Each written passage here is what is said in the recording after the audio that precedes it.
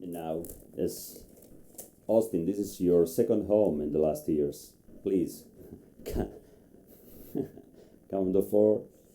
And it's a pleasure for us to Austin every single here in Trieste. Is a Trieste guy now. And Austin will discuss with us about intrapartum, CTG, two different speeches. We can, just one? Okay. And prevention on neonatal encephalopathy. Okay, thank you, Francesco, and thank you very much for asking me to come back. Really kind and nice of you. And if you permit me, although I have two talks, what I have done is to synchronize both of them and just crisscross between whether there are new features or new things found with CTG interpretation during labor, and also whether we can prevent neonatal encephalopathy. So I've merged the two talks and I'll just crisscross as I go along. But can I just comment also that I really enjoyed the very lively debate between Gilbert and Ronnie. I learned quite a lot from that. And to make the further point that the problem we have with infection in pregnancy is not just limited to preterm delivery or late miscarriages or infection-related stillbirth. It carries on even onto things that happen on labor ward, and I will outline some of those as I go along. Now, what is the size of the problem we're talking about? Now, what you have here is the exponential increase in the cost of litigation, going from 1998 up until the current financial year. And we're now hitting nearly 1.5 billion as payouts. Now, for a national health service that is creaking because of scarcity of resources, this is an enormous expenditure. So one question facing obstetricians, not just in the UK, but across the developed world, is what can we do as obstetricians to try and stem the cost of these payouts? Because if we could, majority of these payouts can actually be, the money for paying out these claims can actually be devolved into clinical care. Now, if you look at the detail of that publication, you can see that the number of claims attributable to obstetrics is not that much. It's not an outlier. It's only 10%. But look at high value claims related to obstetrics. 42%. It dominates the rest of the clinical specialties. In other words, if we can make even a marginal dent in terms of number of claims, it translates to fairly massive cost savings. So what I hope to cover this afternoon is to address the intrinsic problems associated with intrapartum fetal monitoring using fetal heart rate, and ask how can we as obstetricians improve our CTG interpretation in such a way that at least we do not contribute to many more claims coming through. I'll talk a bit about the type of CTG patterns that are associated with fetal injury, how we can recognize those and handle them better so that we protect babies from being injured during labor. I'll discuss the mechanisms of those injuries and also talk about high-risk labors. And high-risk labors, the dominant type of labor in that group is the one that's associated with intrapartum pyrexia and undiagnosed infection, which you've heard a lot about already. And I'll finish off by just giving you an insight into what we've experienced at St. George's Hospital in the last 5-6 years to illustrate some of the points I'll be making, and then give you your take-home messages. Now, the first question to ask is, what's the essence of fetal monitoring? Why do we bother? What is it we're looking for? Why do we bother to monitor babies? And the reason we're doing it is to predict significant intrapartum fetal asphyxia. and intervene in a timely fashion before the baby incurs hypoxic and or ischemic brain injury. And to be able to do all of this without unnecessarily operating on babies that are not hypoxic. And that is important because our interventions are not danger-free. Lots of women often experience massive blood loss. Some may end up in ITU because of excessive blood loss. Some lose their uterus in the process. Some may then have complications in subsequent pregnancies. Some babies also suffer trauma during operative deliveries, the risk of which you can justify if the indication for the operative delivery was valid. But if it's invalid, it sounds to me like a perversion of what medical practice is about. So again, I think we should be a bit more critical in our selection of babies that need operative intervention, because our operations are not risk-free. I'll dwell on the last bullet point on this slide, posing the question whether hypoxia is actually the only cause of fetal damage. And the firm answer to that is no, it isn't. There are far many more causes, far many more important causes of intrapartum fetal damage. But the key point I want to make here is fetal heart rate monitoring via CTG is targeting hypoxic insults during labor. Hypoxic insult during labor represents a minority in terms of proportion of babies that are damaged during labor. These conditions here collectively damage far more babies. So fetal systemic inflammatory response syndrome, the inflammatory mediators here do not just directly damage the developing brain, but this condition also predisposes babies to hypoxic damage, even when the hypoxia is of a very modest degree. We know that children born to women who run temperatures in labor have an excess risk of neonatal seizures. We also know that women or babies who are born after prolonged rupture of membranes have adverse neurologic outcomes. We know that in situations where there is histologic chorioamnionitis, particularly fetusitis, which again is a marker of fetal inflammatory response, do have adverse neurologic sequelae. Fetal strokes, chromosomal abnormalities. Now, no one knows what the CTG patterns in these conditions look like. So I've made 2 points here, one of which is the more common conditions that lead to fetal damage, even during labor, are not necessarily hypoxic. They don't operate via the hypoxia pathway.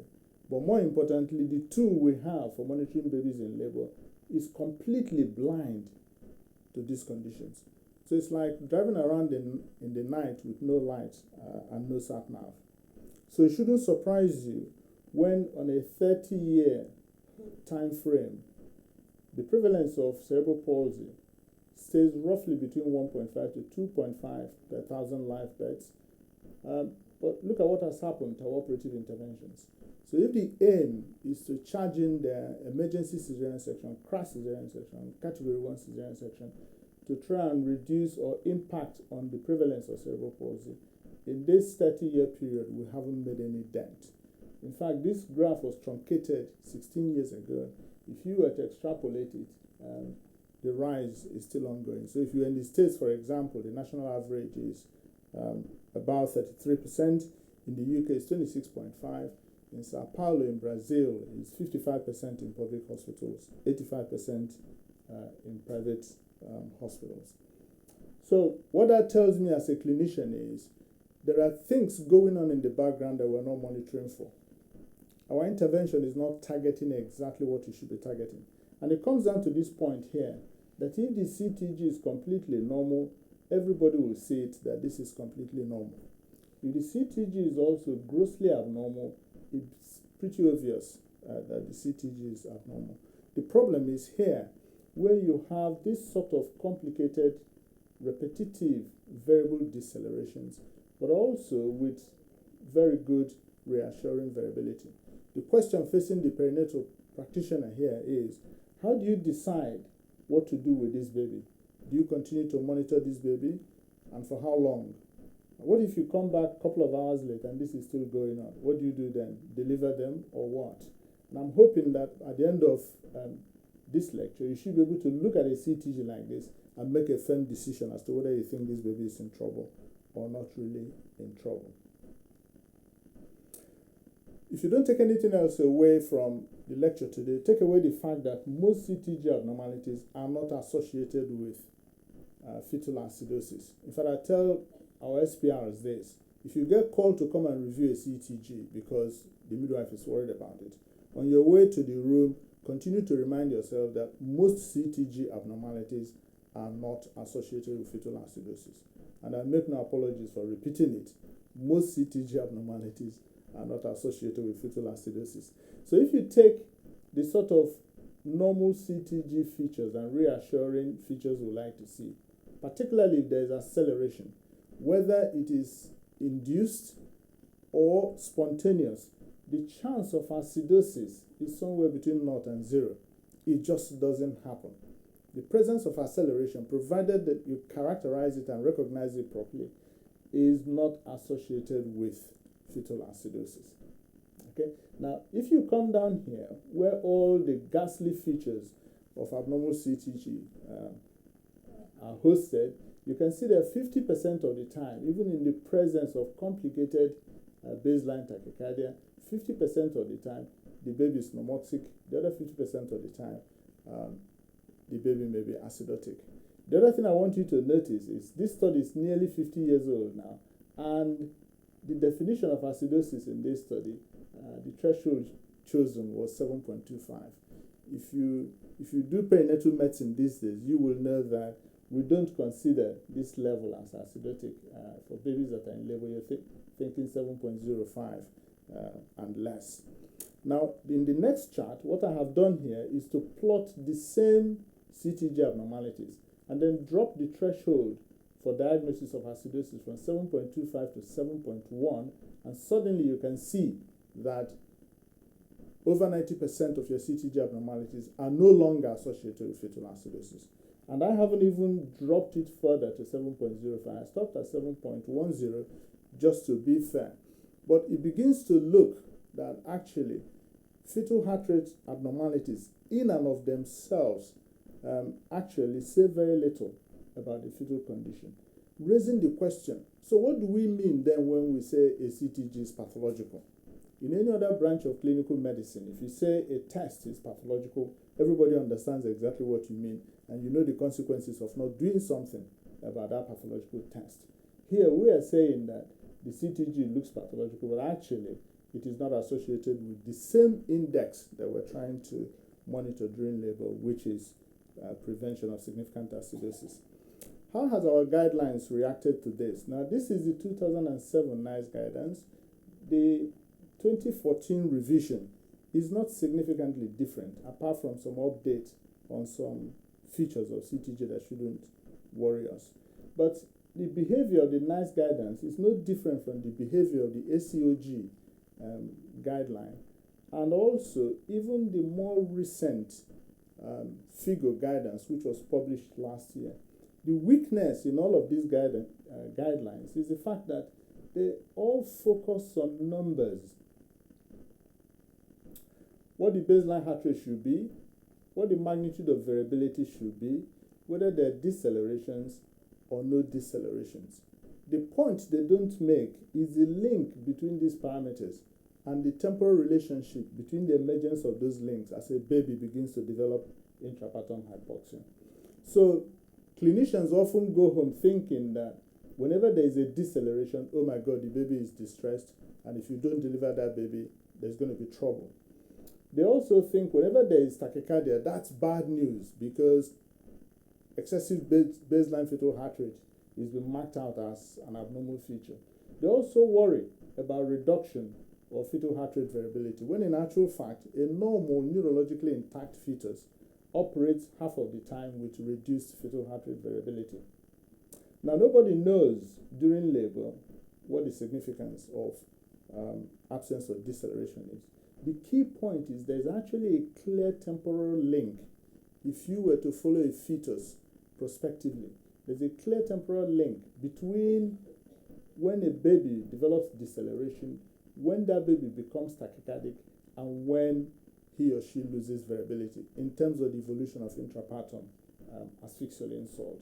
And unless you make that link, you will continue to manage these cases as though these things matter in and of themselves. The point I'm making is they don't. They have to work hand in hand. Therefore, that brings me to the next thing, which is, so what do you then call a normal CTG? A normal CTG should have a stable baseline fetal heart rate with no significant deceleration. Okay, so if you look at this CTG here, you can see that the baseline heart rate is fairly static and stable, and it has no significant deceleration. A normal CTG should also have periods of reduced baseline variability, which alternate with periods of increased baseline variability with or without accelerations. So for example, you can see here the variability is increased, and then it reduces, and then it picks up again. This is the behavior of a normal term or near-term fetus that has no problem with oxygen deprivation or an antenatal or pre-existing insult. This is what normal babies do. Increase variability, reduce variability, increase variability, reduce variability, and that goes on and on and on. So if you have a baby that has shown you a normal CTG, what conclusions can you draw? You can deduce that that baby is normoxic, that baby has no significant hypoxemia, hypoxia, or acidemia, and that the central nervous system and cardiovascular system are intact. And indeed, the connection between those two systems, including the cardiac specialized cells, are also intact. And that baby should be able to react and protect himself or herself if you were to impose ischemic or hypoxic insults during labor. And when they react, they should be able to show you predictable CTG changes that allow you to make the diagnosis in a firm and predictable way. A baby that gives you a normal CTG at the beginning of labor has a pretty low risk of developing intrapartum asphyxia. What happens if the initial CTG is abnormal? For example, if that CTG already has developed a baseline heart rate in excess of 160, with or without deceleration, with or without loss of variability, that baby is quite likely to have one or a combination of those other things going on. So the challenge for the obstetrician is, what do you do if you're faced with an abnormal CTG at the beginning of labor? My advice usually is deliver these babies as category 2 delivery, because emergency delivery is not going to make a difference to this panel of adverse outcomes. But these babies are usually vulnerable to additional intrapartum hypoxic insults, and you may end up exacerbating the pre-existing injury if you were to carry on managing the labor. So my advice would be, if you encounter a pathological CTG upstream during labor, you're better advised to deliver those babies. I'll now pick on the different types of patterns of hypoxia that we'll encounter in labor. And the first one I want to touch on is acute hypoxia. In other words, you're just managing this baby and then suddenly the fetal heart rate collapses. How do we respond? Now, this is a nice 2014 guidance in terms of how we respond to acute fetal heart rate bradycardia.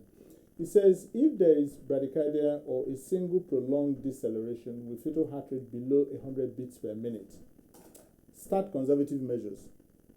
And if you go to section 1.10.35, it tells you what conservative measures are. And they will include things like turn the mom to the left side, rehydrate the mother, and stop oxytocin, for example, if the woman was on oxytocin. And then it goes on to say, seek obstetric help urgently. And then make preparation for urgent birth. So seek obstetric help urgently means pull the emergency bell if you were in the UK, for example, and you see 15-20 midwives running into the room through one door. It's usually quite chaotic. The interesting thing is, if you wait 5 seconds, the same cohort of midwives will sprint out of the room and nothing happens. But once that happens, this poor woman is frightened already anyway. And then make preparation for urgent birth means shave the woman, prepare her for theater, put her in a gown, maybe get her consented, get the husband or partner could go change into theater suit, and then expedite birth if bradycardia persists for 9 minutes. And then he finishes off by saying, if the heart rate then recovers up to 9 minutes, reassess any decision to expedite the birth in discussion with the woman. I can tell you, there's no woman in the UK, and I'm sure here in Italy, who would have experienced this urgent call for the obstetrician, the massive influx of people in and out of her room, and the fact that her baby's heart rate is down in the boots, who is going to have a discussion with you as to whether you need to deliver the baby or not deliver the baby. It just doesn't happen. So I take it you agree with that comment. Yeah. So even the way our guidance is phrased actually makes the operative intervention in these cases fairly obvious and likely outcome. This is what I think we should be doing, and I'll tell you why once we've gone through it. If your baby experiences acute reduction in baseline fetal heart rate, and what we define as acute reduction is where the baseline heart rate falls to 80 and below for longer than 3 minutes. If there's an associated loss of variability, consider delivering those babies. You don't need to wait for 6 minutes or 9 minutes in those circumstances. Sudden loss of variability is a marker of fetal decompensation or the likely onset of injury. So a reduction in an acute reduction in fetal heart rate associated with loss of variability is a strong indication for delivery. If, on the other hand, the baseline heart rate falls and remains between 80 to 100 beats per minute, and the variability is retained, and you can exclude abruption, cord prolapse, scar rupture, or a bolus of syntocinon, we have worked out that 95% of these babies will recover within 9 minutes. In fact, if they don't recover, you can take a gentle, leisurely glacial speed trip to the theater, advising the lady, look, we expected your baby's heart rate to return. It hasn't returned. We're going to theater and we'll deliver you if it doesn't return. But if it does return, we'll come back to the room and carry on with the labor, provided that you have a baseline rate in that region and provided that you have the baseline variability retained. Now, this question was addressed in this American study that looked at the fetal heart rate parameters which were predictive of neonatal outcome in the presence of prolonged deceleration. And what they did was to classify their cohort of acute decelerations into 4 groups. In group 1, the variability was normal and the baby recovered from the deceleration. In group 2, the variability was normal, there was no recovery from the deceleration. In group 3, the variability was decreased and the baby recovered. In group 4, there was reduced variability and there was no recovery. Now, if you look at the umbilical pH, you can see that whenever the baby retained his or her variability, the pH was either normal or near normal. Once the variability begins to reduce, particularly if the baby fails to recover, the pH then drops. If you look at the base excess, it follows exactly the same pattern. That as long as the variability is retained, the base deficit is sort of in the single digits.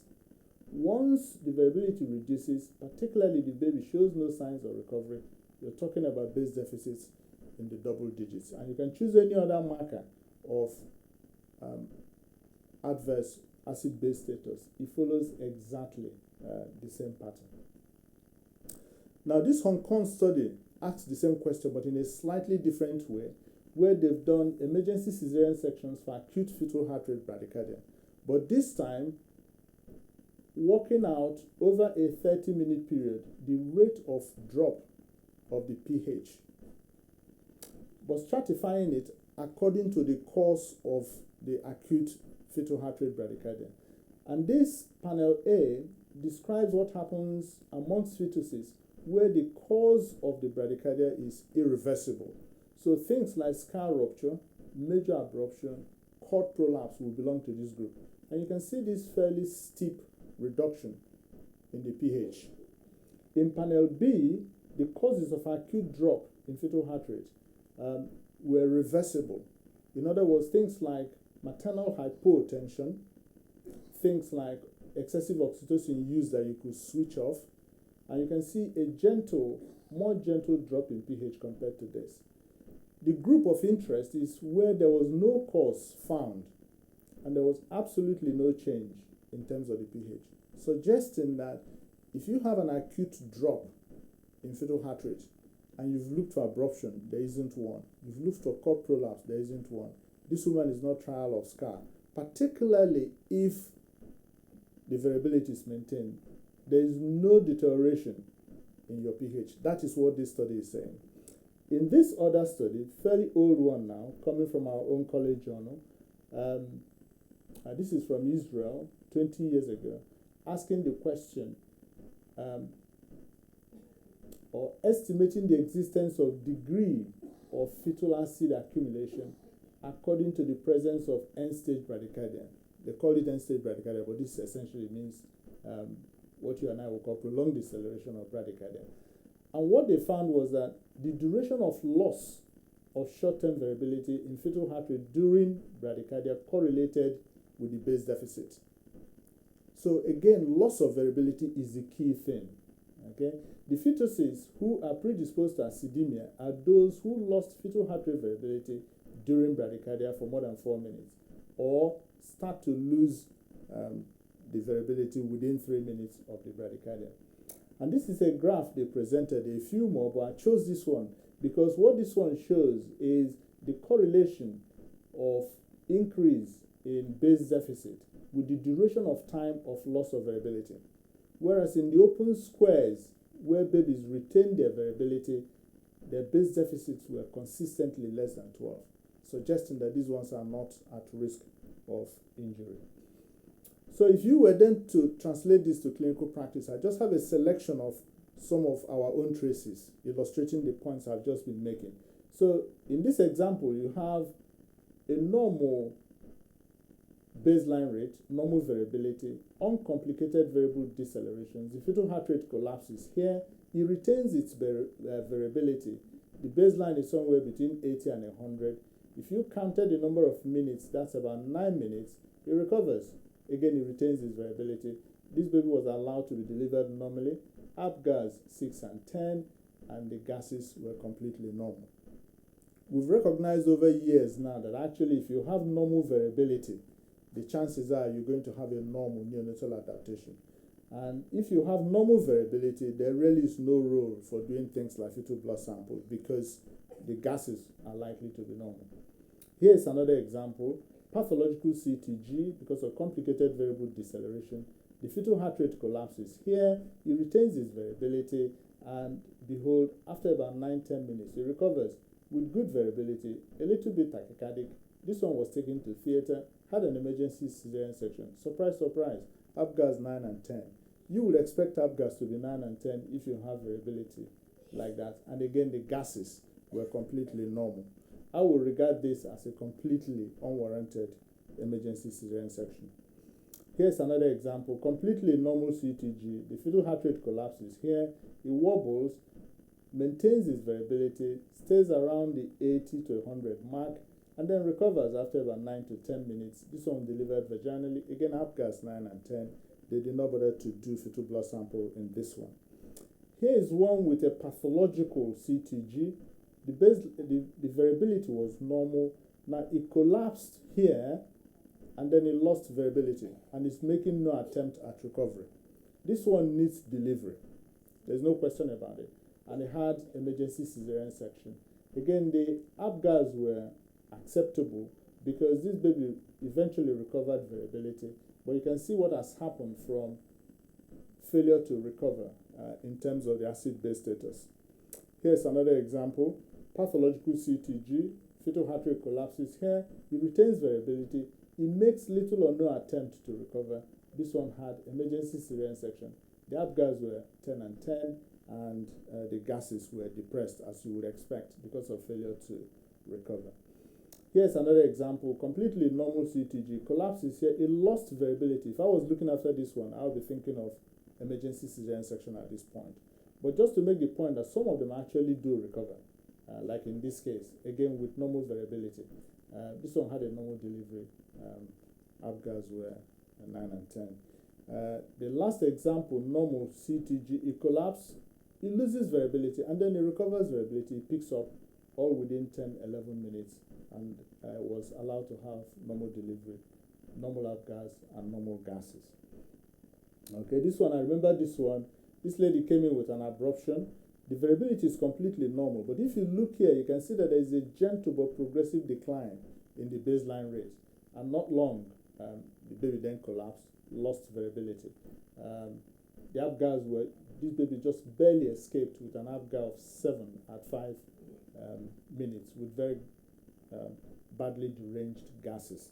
So what is going on here? What is going on here is, if you suddenly asphyxiate a baby, what they tend to do is experience a sudden reduction in the delivery of oxygen. And the baby's initial reaction is that of an intense but global vasospasm. But the brain has its own regional redistribution pattern that allows it to maintain circulation into the basal ganglia, because that's the most metabolically active and most energy sensitive region of the brain. As long as this adaptation is successful, and babies do this by centralizing their circulation, as long as this adaptation is successful, the babies don't sustain injuries. But if that adaptation is unsuccessful, it doesn't matter what your pH is, those babies tend to suffer injuries. Therefore, in situations where you have other antecedent problems or other pre-existing problems that can influence the baby's ability to put this sort of adaptation into progress, those babies will suffer. And it turns out that what is going on is, if the baby is able to maintain its central mean arterial pressure, the risk of injury or death is pretty small. But if it's unable to maintain its central arterial pressure, the risk of injury will start to escalate, and potentially fetal demise could occur. So to summarize this section, what I'm really saying is that the prolonged deceleration arising from a previously normal CTG are only very occasionally associated with acidosis if the baby's heart rate settles around 80 or more, particularly if the variability is maintained. So that's one fairly common pattern of hypoxia that we see, we panic about, and most of the time actually overreact. There's another pattern. In fact, I'll take the next two patterns in turn, just to make the point related to this particular pattern, and then finish off with chronic hypoxia. Now here, you start off with a normal CTG. We call this gradually evolving hypoxia because it illustrates a situation where the hypoxic insult is escalating from the baby's perspective. And we do this quite often when we give them syntesinal, particularly injudicious use of syntesinal. The very first thing you will observe is appearance of deceleration. If you did absolutely nothing, there's an increase in baseline fetal heart rate as a consequence. The reason the baby increases his or her baseline fetal heart rate is because it needs to amplify its cardiac output to deal with the causes of these decelerations. If you did absolutely nothing, eventually the variability will disappear. And once the variability disappears, you are into territory of fetal injury. Now here's an example. Normal baseline, normal variability, decelerations present. If you follow this forward, we're at about 7 p.m. here. 2 hours later, you can see that the baseline heart rate is starting to creep up. So we're now about 150. The variability is still normal. You still have these decelerations. They're deeper now and more recurrent. If you look here, this is 3 hours later. The baseline heart rate is now hitting nearly 160. The variability is still good. Now, if you remember, I said if your variability is normal, there's no role for fetal blood sample. But look, somebody's gone and done a fetal blood sample here. Surprise, surprise, it's 7.27. Okay? At this point, they carried on. This is 6 hours later. Variability is now beginning to fall. So This is a consequence of an unmanaged or very badly managed slowly evolving hypoxia, where you've seen the decelerations, you've seen the increase in baseline fetal heart rate, and now a reduction in variability. If you carried on, this baby is just going to run out of cardiac glycogen, and then the cardiovascular system will collapse, as in this case. Sometimes people think, oh, the baseline rate is now beginning to recover. It's not recovering. This baby is actually dying. Okay. Now, once they've gone through that process, if you switched off the cause of this hypoxic insult, the baby recovers in exactly the same sequence. So first of all, the decelerations that were first to appear will be the first to disappear. Secondly, the baseline rate will return to normal. And lastly, the variability will then return to normal. The importance of checking out the recovery is it is insufficient just because the decelerations have disappeared to conclude that the baby has now recovered, because that baby is now in a much weaker state and unable to tolerate the next insult if you were to reintroduce the stimulus, for example. So to summarize this section, in order to define intrapartum fetal hypoxia, you have to have transient decelerations which must provoke one of these responses, either an acute drop in fetal heart rate or a sustained increase in baseline heart rate, as I said, to mobilize extra cardiac output to deal with the noxious insult. Therefore, if there is no change in baseline fetal heart rate and baseline variability associated with transient deceleration, there can be no ongoing intrapartum hypoxic process. These things don't happen in isolation. They are linked. Okay? The appearance of deceleration followed by a shift in baseline heart rate and then subsequently a reduction in variability. They come in that order. There's another pattern called the subacute. So this is between the slowly evolving and the acute. And the danger here is when these babies get these decelerations, the amplitude of deceleration is usually in excess of 60 beats per minute. In addition to that, they're usually long-lasting, over 90 seconds. And when the baby recovers, he spends less than 60 seconds at the baseline. The danger with this particular pattern is that the pH drops at a rapid rate, because during these prolonged decelerations, they accumulate quite a lot of carbon dioxide. And the estimated rate of drop of pH is 0.01 every 2 to 4 minutes. This is equivalent of going from 7.25 to 7.05 in about 20 minutes. Now, you and I know, if you practice on labor ward, that 20 minutes is not an awfully long time. Now, this rate of drop can even be quicker if there is meconium, if there is infection, or if the baby is growth restricted, or perhaps have scanty amniotic fluid, and you don't actually have enough time to sort of be embarking on fetal blood sample to clarify the picture. My advice would be, if delivery is not imminent, say in the next 5-10 minutes, you should be thinking of hopefully operative vaginal delivery in this case. And here's an example. So this CTG sort of transitioned from a subacute, marginally pathological CTG into this phase. It's a bit more established here. So you can see these prolonged decelerations, and when the baby recovers, you spend just a few seconds at the baseline before the onset of the next deceleration. What I'm saying is, in these cases, the speed of reduction in pH can be quite rapid, and if you don't intervene on time, you may run into major difficulty. Okay, this baby was born with fairly ghastly acid-base status, as you would expect. Now, in this slowly evolving patterns, the method of injury is slightly different, because here what you have is a slow burn derangement in the baby's metabolic arrangement, and you don't have that initial sudden global cardiovascular response, and over time the baby will do his or her best to redistribute blood to maintain the key organs, particularly the brain, the heart, and the adrenal, and also try to regionalize blood flow in the brain. But the problem with this pattern is, as time goes on, they develop central acidosis, and that central acidosis then leads to vasoparalysis of vessels, particularly the ones that are shared in vascular territories in the brain, predisposing the territories that are supplied by different parts of the brain vasculature to injury. Most people who work in this field will describe it as what you see in your garden if you have sprinklers.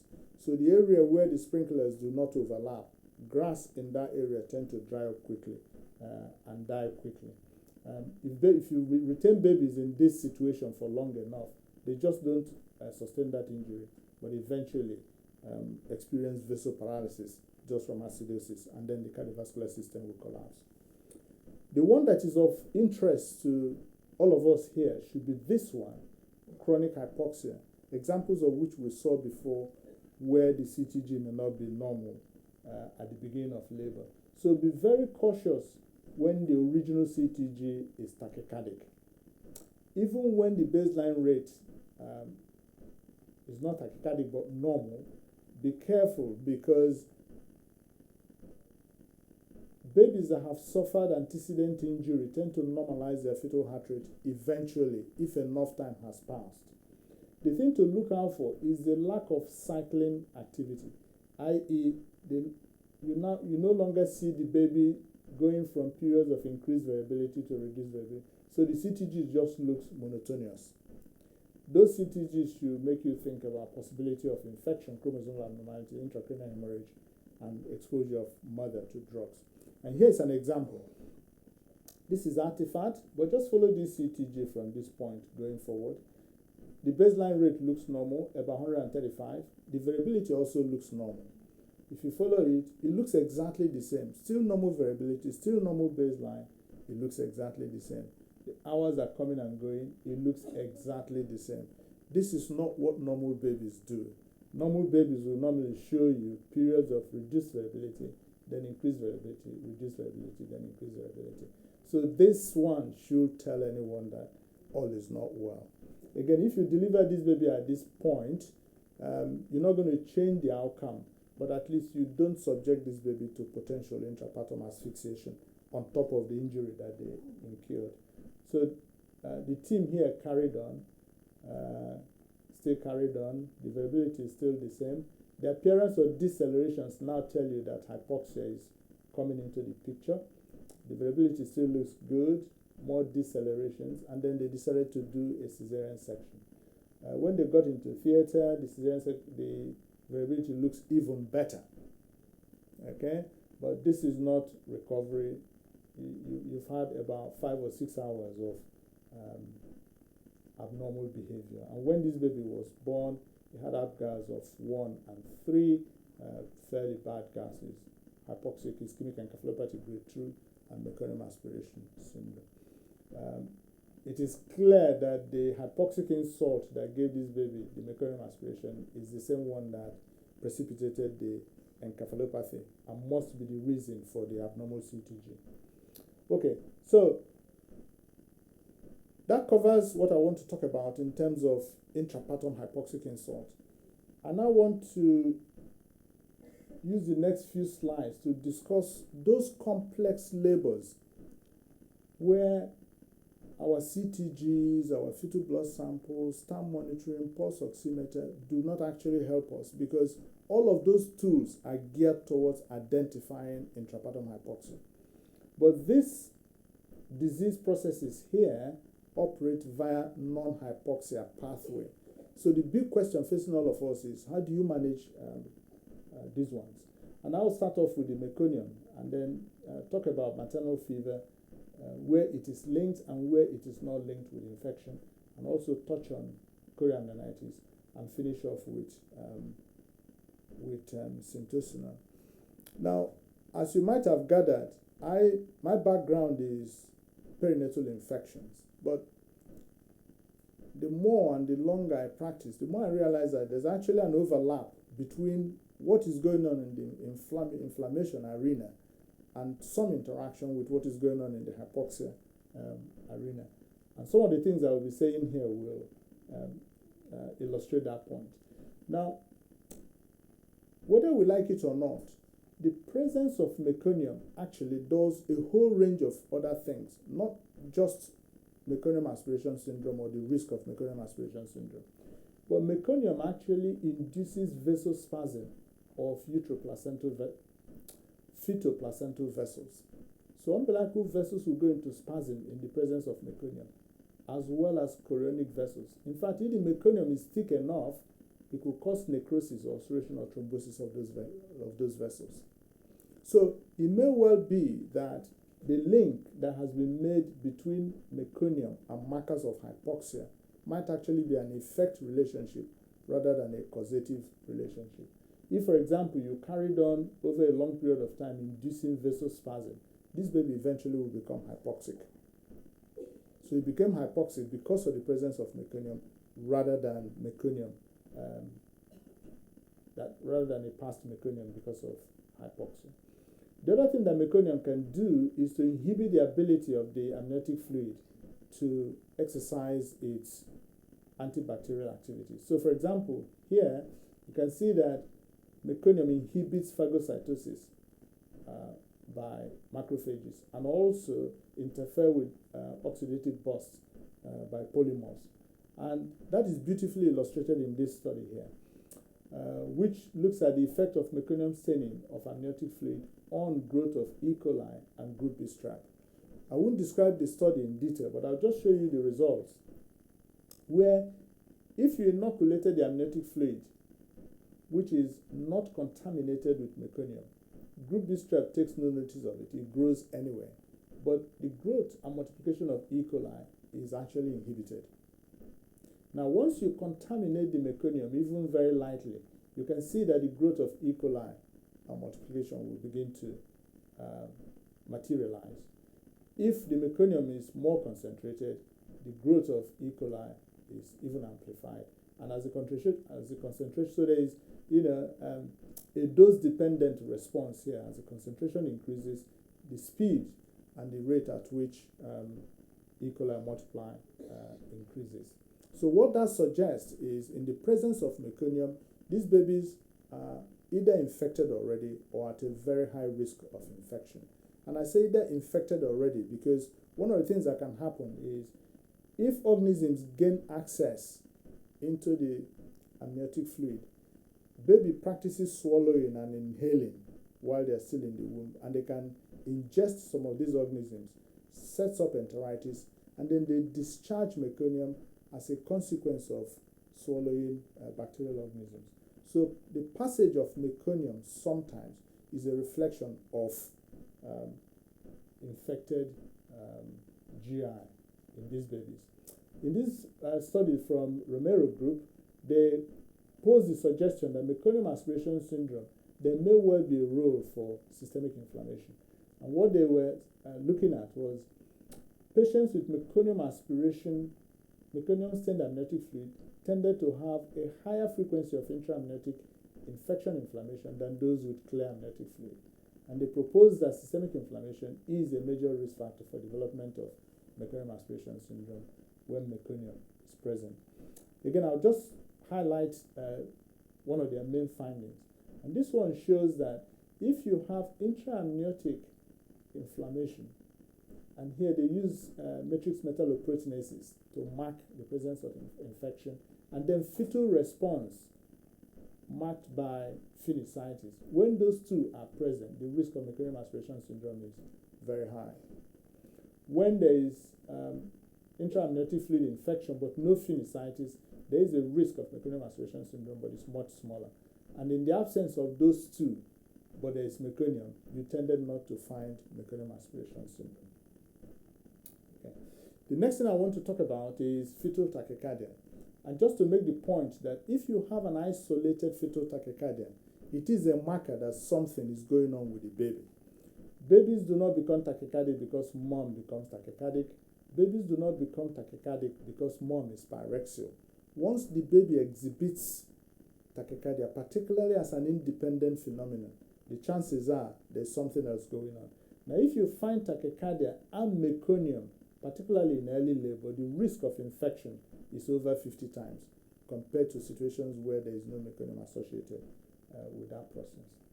Now, if you have maternal fever, just remember that once there is maternal fever, there is loss of fetal-maternal temperature gradient. So the baby is no longer able to get rid of his or her metabolic heat down the temperature gradient.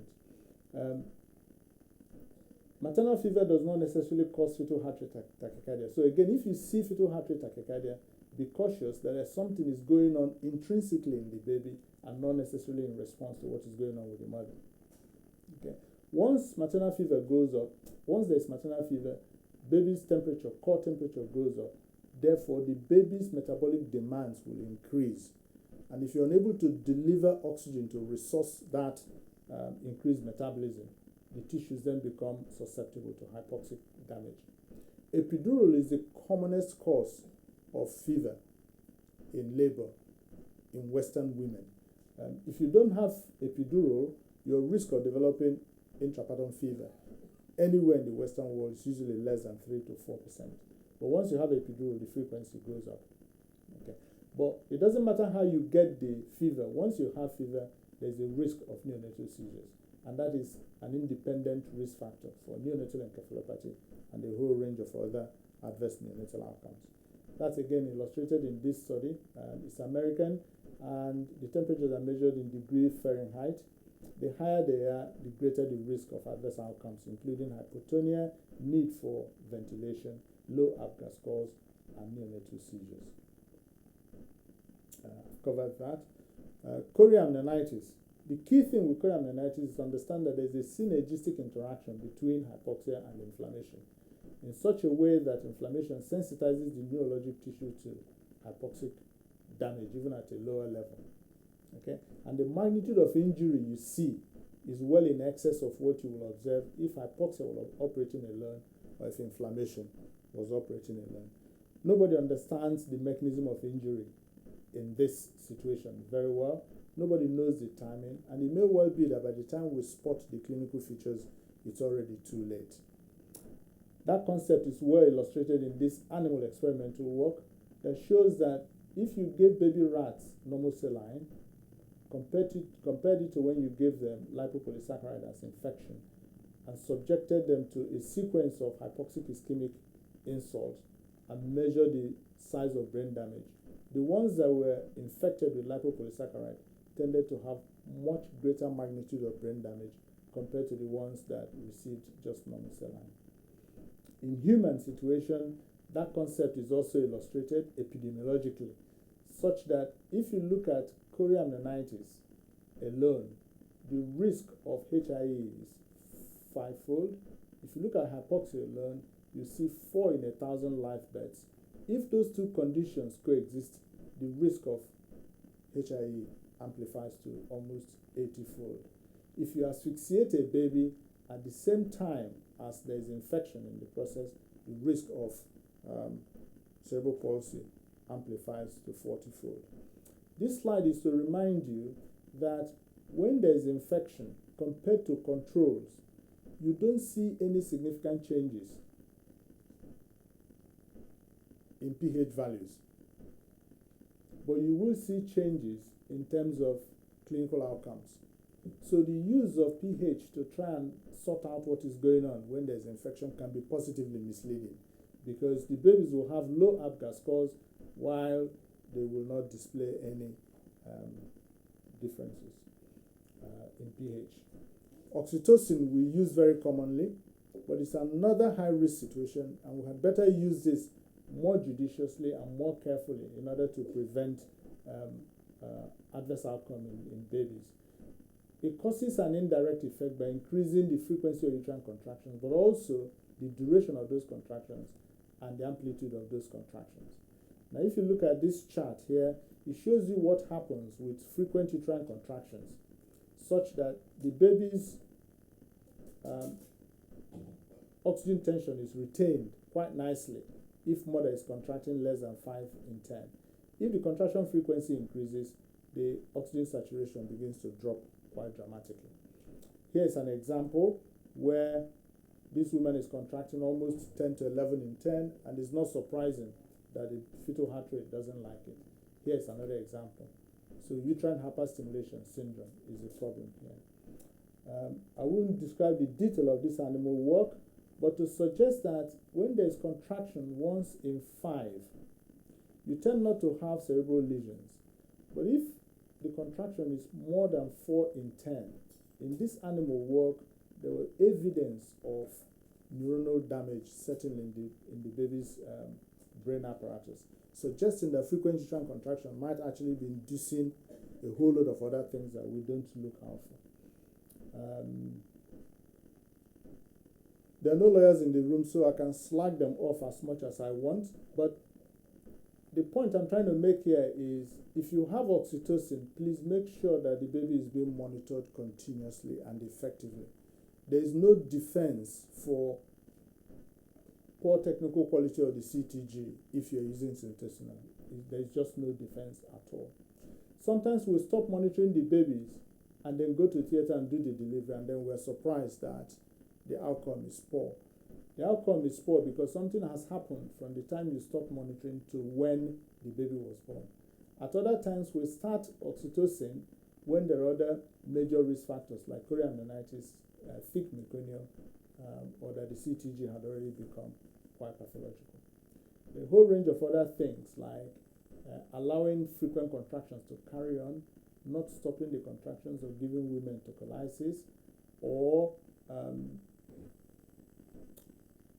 carrying on even when the CTG is pathological. The other thing that comes up in the medical legal arena is where we have initiated syntesinol and then caused the fetal heart rate to collapse and then acted quickly to deliver the baby. Even if you deliver the baby in optimum time, you're still liable because the reason the fetal heart rate collapsed in the first place was something that you did. Okay, I think I've covered that. So I just use the last two slides to describe our experience, which brings together some of the things I've been talking about. So I looked at an 8-year period of our CTG tracings. 10 babies, 10 here defined as 36 weeks completed or more, spontaneous labor or induced labor. We excluded congenital anomalies, and over that time period, there were just under 40,000 deliveries. And just under 14,000 needed to be monitored with CTG and ECG. We identified 63 neonatal encephalopathy in that data set. And I'll just acknowledge the input of my Italian fellows from here, actually, Leila Lubella and Martina Betty. I'm going to describe what Leila data set found rather than what Martina's one, but they both worked on this database. And I'll just draw your attention here using a multivariate analysis, asking the question, using ECG, did we find any of the ECG abnormalities predictive of neonatal encephalopathy? It turns out that episodic TQRS stand rise, was not predictive. Baseline, only marginal, but biphasic, significantly predictive of neonatal encephalopathy. Now, if you remember, biphasic stand events are the ones that are associated with infection. And it may well be that what is going on here is using this tool, the presence of infection may be what is contributing far more than hypoxia to our HIE rate. Now, at George's, we standardize CTG classification and we will describe the CTG as abnormal if it goes from previously normal and then progresses to the presence of a prolonged fetal heart rate deceleration, as I said, less than 80 with loss of variability, or a baseline tachycardia which was provoked by deceleration, also associated with baseline loss of baseline variability. And using that standardized CTG, this is what we found, that when we describe CTG as abnormal, it actually significantly predicts the presence of metabolic acidosis, much better than ECG will do. And if we classify CTG as intermediary, again, it is highly predictive. Now I want you to have a look at this, because this is our distribution of different classes of HIE. So HIE here was unclassified. This is 1, 2, 3, 4. So this is like our neonatal encephalopathy group. But if you look at this section here where the pH was less than 7, you can see that majority of cases here actually had base excess less than 12, suggesting that it is possible that most of this might actually be respiratory acidosis and not significant. It may well be that there is something else happening in the background that is making babies with base excess less than 12 end up with neonatal encephalopathy. And I suspect what is going on there is the presence of infection. If I bring you here where the pH is also acceptable at birth, you can see that a lot of babies still ended up with neonatal encephalopathy, suggesting that this is not just all hypoxic insult. There's something else going on in the background, and that thing going on in the background is quite likely to be infection and inflammation. So I will conclude by giving you my take-home messages. To remember that antenatal drivers for neonatal encephalopathy are very common, and there isn't much we can do as intrapartum practitioners about antenatal contribution to neonatal encephalopathy. Intrapartum CTG monitoring may not detect antenatal injury unless where those injuries are fairly recent and the babies are admitted in labor with overt CTG abnormalities. Sometimes, if you don't know, the process of labor may actually exacerbate antenatal injury. Consider early delivery in those cases, especially the CTGs abnormal from the outset.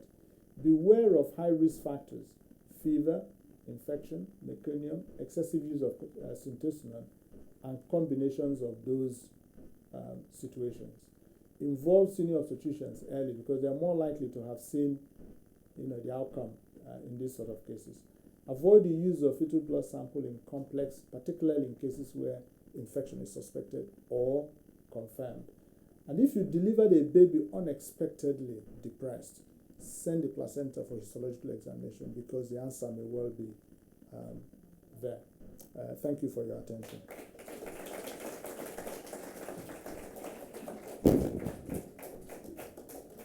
Thank you, Austin. Any questions? Just a question for you, maybe. You showed different patterns and related plan of actions, okay? But do we need read in different manner the same pattern in preterm, term, post-term? That's a good question. Most of the things we know about intrapartum CTG is actually described for term and near-term babies. And quite often people extrapolate those findings to the preterm period. The thing to know with the preterm period, and preterm here is defined as before 28-30 completed weeks of gestation, is the variability is more exaggerated. They haven't developed the cycling pattern yet, and that is actually part and parcel of the process of REM sleep development.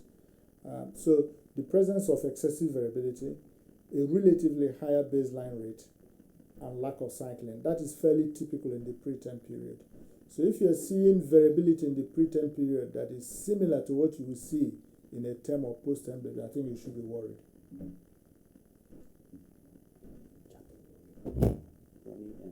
Ronnie? Austin, that was a very thoughtful, balanced, and full of common sense presentation. I like that very much. Thanks, Ronnie. I do a lot of medical legal stuff, and I'm absolutely snowed under just now, so I hear what you say doing that.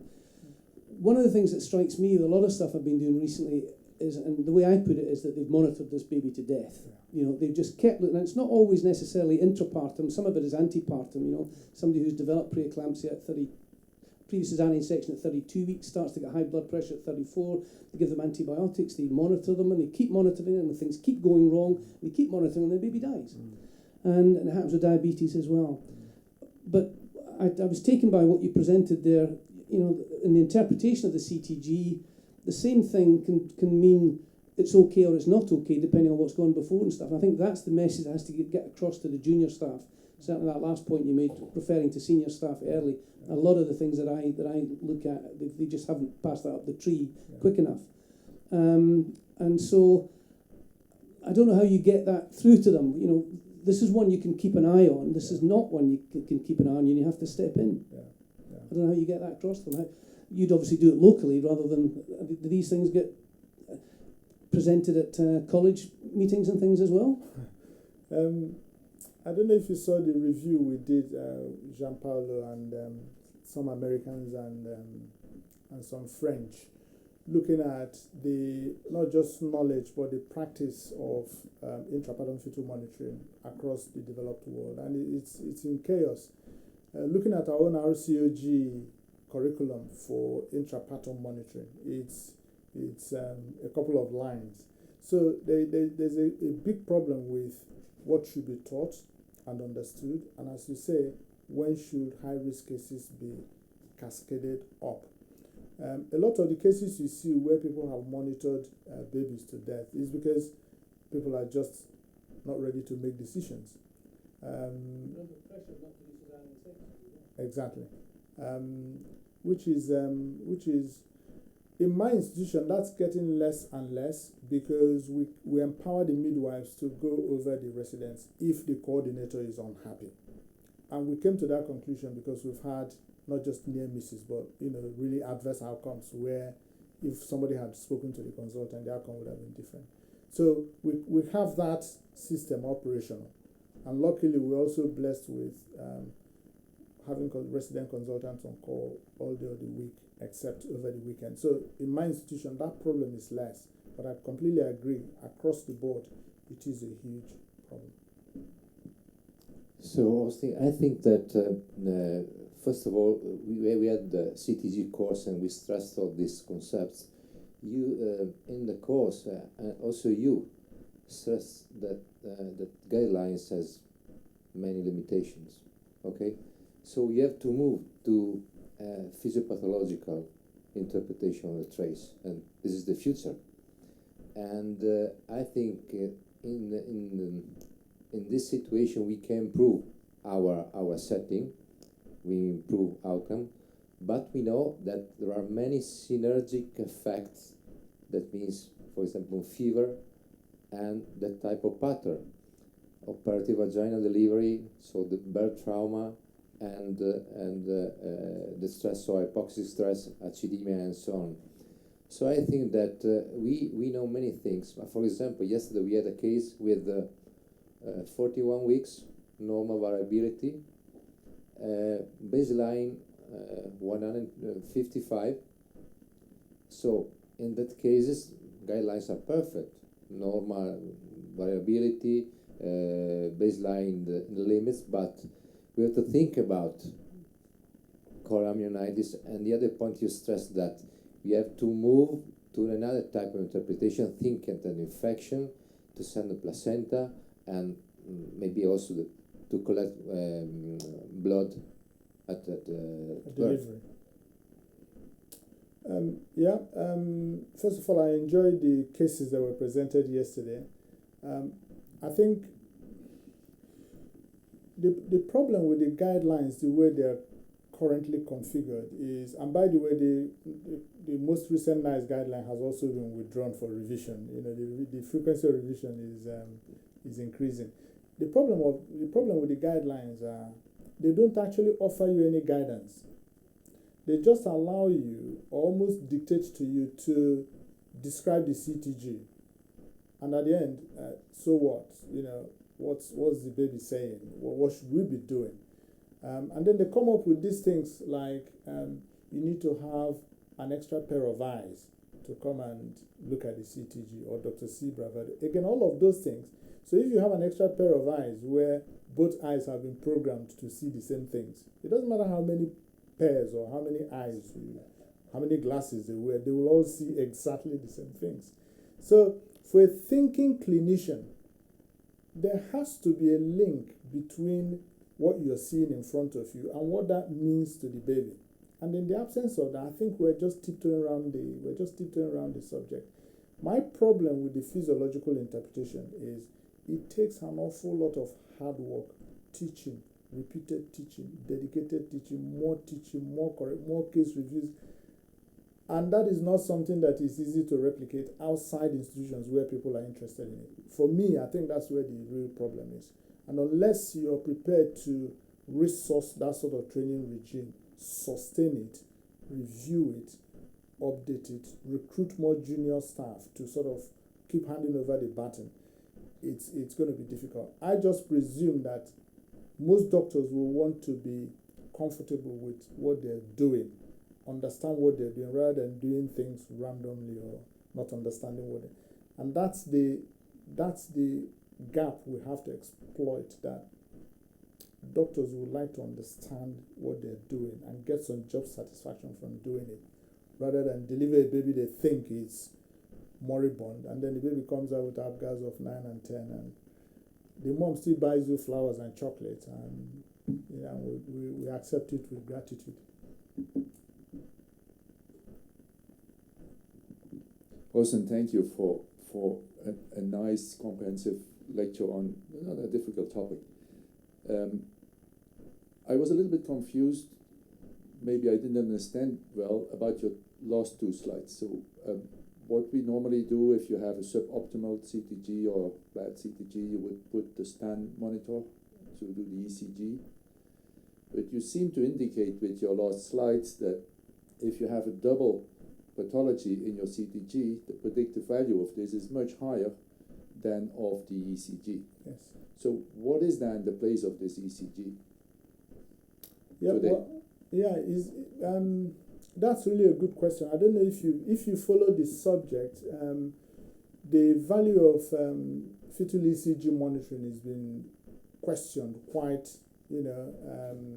aggressively, particularly with the publication of the United States RCT that found no difference. Admittedly, there are methodological problems with that study, but even before then, the Dutch study did not find any difference. The Swedish study had a lot of questions around it, including questions around research ethics. So I think what is going on is there are many inputs to adverse outcome. A lot of the tools available to us are focusing on hypoxia, and are completely blindsided to a whole range of these other things. Now, these other things, I suspect, will still manifest with some degree of CTG abnormality before the final outcome. Therefore, if you have a better, more thoughtful, more fetus-focused method of interpreting your CTG, you're more likely to predict that outcome much better than whatever the tool is, whether it's stand, fetal blood sample. And if you think about it, it's intuitive because you and I are the monitor. We're the only ones that know that there's meconium. Mom has got fever. Syntocinon is up. This baby is growth restricted. The stand machine doesn't know that. So the real monitor is us. So if you have an algorithm within your own head that allows you to crystallize all of these things, your predictive power will be much better than these individual tools. That's how I see it. That's an excellent point, that actually. One other point I was going to make is that it's my experience, and it's experience-based medicine, not evidence-based medicine, but when you have got a baby that's infected, either recognised or unrecognised, and of course it's worse if it's recognised and you've still kept monitoring the baby, where the baby's perhaps got a tachycardia, those babies, in my experience, they don't show that pre-terminal trace getting worse and worse, giving you time to deliver. It just collapses. It just suddenly goes and they're dead. Yeah, absolutely. Yeah. It's classic, fairly classic. Couldn't agree more.